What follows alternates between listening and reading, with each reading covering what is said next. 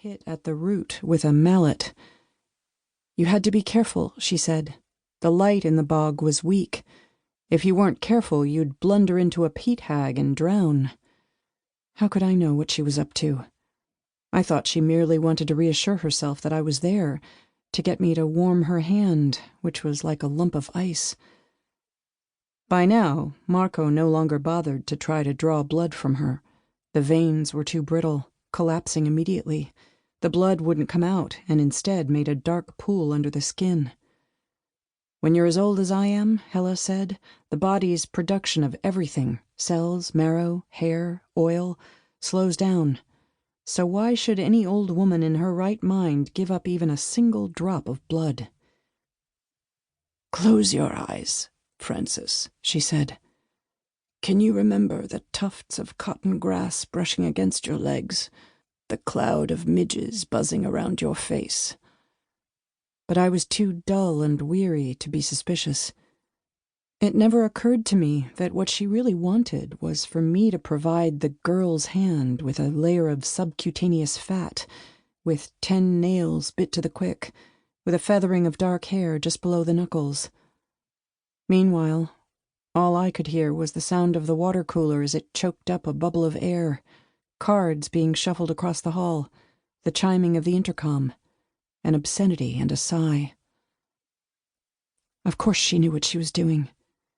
Even toward the end, when she claimed the disease had clouded her mind, she knew. She was preparing me for my legacy. To Francis Thorn, whose distrust of material wealth provides me with no alternative, I leave the conditional wealth of my final opera, regrettably unfinished at the time of my death, secure in the knowledge that she will complete it in a manner compatible with my intentions. Her lawyer explained that I'd find a package in Helle's trailer. The trailer itself and everything else in it, as well as her financial holdings and control of her musical estate, she'd left to 2 10-year-olds, Flo and Ruby, my twin daughters. Her intentions, I thought. Good luck, Francie. In this way, I was forced to return to what the newspapers had called the scene of the crime, to that turquoise-blue trailer mounted on cinder blocks, where Helle spent the last 2 years of her life. It was a cold, bright afternoon in early April 3rd, to be precise, Helle having chosen to die on April Fool's Day. As I walked down the branch road past the sloping meadow that separated my house from hers, I had to squint my eyes to keep from being blinded.